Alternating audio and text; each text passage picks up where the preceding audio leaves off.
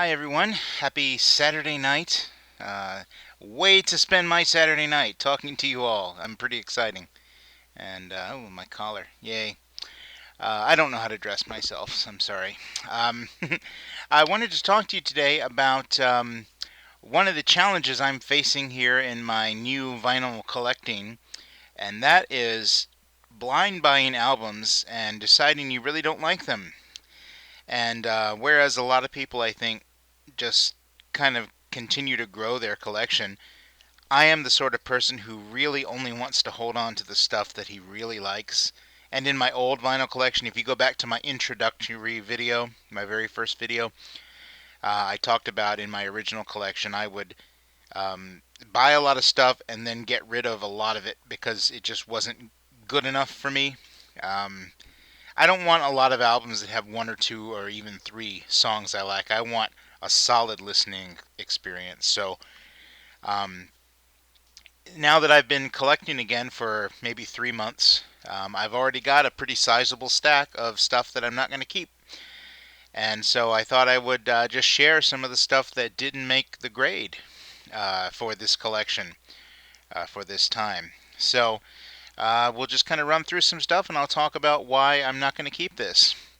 And we'll start off here. This is Jethro Tull's War Child. I talked about this in one of my earlier videos. This is a copy I found. It was given to me at the flea market for free. This is one of my favorite records of all time by any band. I love Tull. I love this album in particular. Very underrated. But I'm happy to share the news that I was able to replace it with a excuse me, much better copy. A lot less ring wear, as you see. Um, I did end up the cover is splitting on this one. This one has a solid cover, but I did clean this copy up. It had mud all over it, which is typical for flea market records. So I cleaned this up, and this plays at about a G plus, I would say. It does not skip. It's a fine starter copy, but I would say this is a solid VG plus. So it's still not the pristine copy of War Child that I dream of owning. But I'm happy to have an upgrade, and I will send this on to other people to have. Here's one I picked up recently. This was Chuck Mangione, Chase the Clouds Away, kind of a modern jazz album. And I love jazz, but I don't listen to a lot of modern stuff. Picked this up for, as you see, 49 cents at my thrift store. It's fine. It's just, it didn't stir anything within me. Uh, just wasn't to my taste in terms of jazz. So this will probably go back to the thrift store. I don't think my local record store will want it. This was an album I talked about on one of my previous videos. This was a blind buy. I had said I was getting very stuck in my comfort zone where I was tending to buy a lot of music that I had either previously owned or that I was predisposed to like, and I wasn't trying a lot of new music. So I said I was just going to blind buy an album every time I went to the thrift store and just see if I found something I liked. And this one I liked the cover. So this is Max Abel, Culture by Force. I never heard of this guy. I didn't know a thing about this album, but it turns out to be a locally produced album by some guy a songwriter in, I think it's Atlanta, Georgia. Roswell, Georgia, it says here. Um, and it's just a very amateur record. It's like open mic night at the coffee house kind of stuff, and it was recorded, kind of lo-fi. And it's not even that it's bad. It's just kind of mediocre, aspiring singer-songwriter stuff. So glad that I tried it. It's nice to broaden your horizons, and it wasn't terrible, but I'm not going to listen to it again. This was an album I picked up at my thrift store a few weeks ago, Chubby Checker Limbo Party, and it's a cool cover, but I didn't realize until I got home that it's the wrong album inside. It's actually Twist with Chubby Checker. So, yeah, I'm not really a Chubby Checker fan, even if the right album was in it. I just thought it was kind of a cool cover, but I don't really need a cool cover.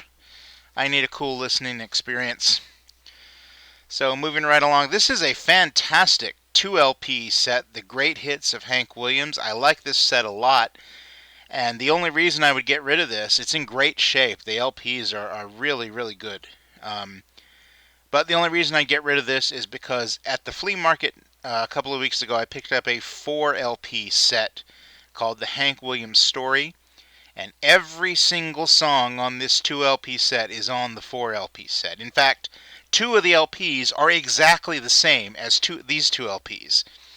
So I think this is just the first 2 LPs in that 4 disc set, just kind of reissued separately. So this is now a duplicate.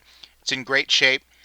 I'll find a good home for this with someone else who does not already have it. Here is another album I like a lot, Neil Diamond, the jazz singer, Laugh If You Want. I think it's a fine album, but if you saw one of my earlier videos, I was able to snag recently the original master recording mobile fidelity edition of this same album, and so this is now a duplicate that I do not need. I talked about this in a previous video. I already talked about why I hate this album. It's just, look at these guys here. Very, very cool. And they seem to think they're very cool, and they sing some songs about how silly the rock and roll tunes of the day are because it's not cool folk music like they sing. Yeah. My wife picked that up at a yard sale, thought I might like it. I did listen to it. I did not like it at all, and I'm never going to play it again. So here are 2 Flip Wilson comedy albums my wife bought for me. I like some comedy albums, and you know, I did chuckle at these a little bit. They're moderately entertaining. Again, I'm not going to listen to them again, ever. So they were a fun one-time listen, but I don't need it. This was a disappointing purchase. I talked about this in a previous video. I was very happy to get this. Tommy and Jimmy Dorsey, if you find their music on Vintage 78s, it's fantastic stuff. I have some good compilations of their work from the 30s. That's great. This is a much later LP of it's a live album, a concert they did. This is a Victory Lap album. They are not even trying. This is clearly at the end of their career. If you take a look at the pictures, they're coasting through this performance, and it's really, really, really stiff. And it's just, you know, you ever go see your favorite band 20 years after they should have retired, and it's like, yeah, that's this record. This was another 50-cent thrift store purchase. I'm not going to listen to that again, but I will continue to listen to their older stuff. Now, here is an album I just talked about on a couple of videos ago. Look at this. Best of the Bee Gees. I have been looking for, I don't know, months for the song I've Got to Get a Message to You. I always look for this on the hundreds of Bee Gees compilations I seem to see every time I go out record shopping. This is the first time I found it on a record, and wouldn't you know, this thing skips like a stone across a pond. And I have scrubbed and scrubbed and scrubbed this record. I have gone over it so many times with paint pads. I even did the scrubbing bubbles tricks that someone, was it Dixie Farmland, I think? One of the YouTubers I follow made a video about how he used the green scrubbing bubbles to fix up some of his records that were really, really nasty. And if you remember the old video, I even showed you the condition this was in. This is now in a lot nicer condition than it was, but the one song I wanted skips. And I can't get it to stop skipping even after 4 or 5 attempts to clean it. And at this point, it's just not worth the time investment. So this is going back. I was sorry to see this. I really wanted to have that song, but I'm not going to keep it. This is an album I like a lot, but I was able to upgrade my copy recently.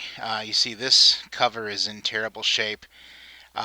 Previously, I had a near mint copy of this LP in this very poor condition cover, and this week I was able to find an immaculate cover with a very poor condition LP inside. I don't know if you'll be able to see it or not, but yeah, it's pretty shot.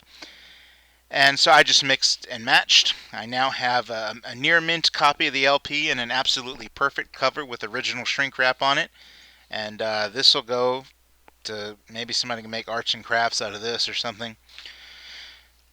This was an LP I picked up just this week, and I showed this on my Homer Simpson video. This is an LP I bought from Homer Simpson. Um, Absolutely immaculate album. I don't think it had ever been played before I played it. It's got a little remainder mark here. But I didn't like the performance. I played it twice just to be sure. And it's very vibraphone heavy. And like the Chuck Mangione I showed earlier, it's just not the kind of jazz I like. This is more kind of lounge jazz. And I'm sure someone's going to enjoy this. I'll take it up to my local record store. Maybe they'll want it. But it's a good record for those who like that kind of jazz, but that's really not kind of my thing. So glad I tried it, but I'm not going to keep it. So there's that. A few more to go here. I talked about this on a recent video. This is Leon Russell's Will o' the Wisp. I love this cover. It's a really gorgeous cover, but I hate this album. I don't like this album at all, except for one song.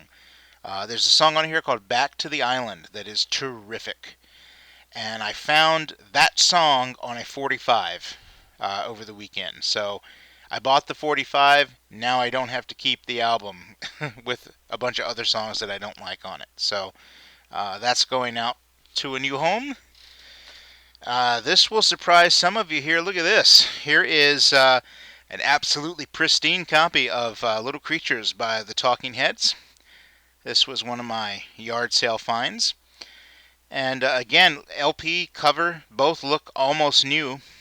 And I had this on CD years ago, and I never could get into it, except for the song "And She Was," which was a big hit. I love that song. It's still a great song.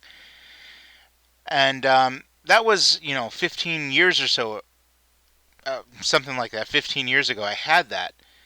And then I thought, well, now I saw this over the weekend. I thought, well, my musical tastes have matured since, the mid-90s. I bet I will enjoy this album now. Nope. I still don't like this album at all. At all. Except for And She Was. And what's the other big hit on this? Road to Nowhere is on here as well. That's an okay song. But the non-album tracks, I'm sorry. Doesn't do a thing. I know a lot of people really like Talking Heads, but it just didn't do it for me. So that'll go to my record store. Someone will cherish that album. I'm sure it's in perfect condition. And this is also a record I bought over the weekend.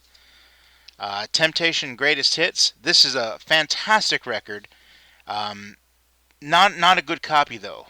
Even after multiple cleanings, this is probably, if I'm generous, rated G for good in terms of the quality.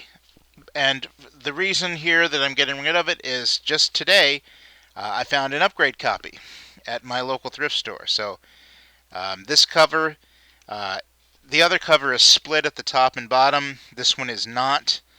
The back cover with, by the way, liner notes by Bill Cosby. Remember when we used to be able to like Bill Cosby and not feel guilty about it? So this is just an upgrade all the way around, but I'll show you one interesting variation. The albums are identical except for the actual label. So here is the, see here how bad the cover is? You can do this. That's the original label. It's Gordy. Wow, look, see my reflection? How shiny. But you also see it's very, that's why I'm even touching the surface of the vinyl. Usually I would never do that, but this is pretty much a lost cause. So that's what the old label looked like, and this is what the label looks like on this particular copy. Again, it's still Gordy, but it's the later Gordy, so this is probably a repress. And even though there's still some scuffing on here, it is an upgraded copy in every conceivable way. So, my screensaver just kicked in. Let me Turn that on. I hope that didn't disrupt the video. I don't think it did. So that's actually my last one. Um, those are the batch I'm getting rid of after 2 or 3 months collecting again. So let me know what you think. Am I too picky? Am I crazy to get rid of the talking heads? You'll have to let me know. And I did get some new vinyl today, but we'll save that for another video. I've hit you with a lot of new vinyl lately. So um, tell me in the comments here about the kind of stuff that you get rid of. Do you tend to keep most of what you buy, or do you prune pretty judiciously? Um, I like to think my record collection, my music collection in general, really should be. Anyone should walk in, see what's in my record collection, and know the stuff I really like because I bothered to keep it. As opposed to just, I try a little of this, I don't like it, I don't listen to it, but I hang on to it. I'd rather not hang on to the stuff I know I'm not going to listen to again, just because I don't have the room. And the room I do have, I want to fill with records I will love. So you just have to let me know what you think on that. Thanks for watching.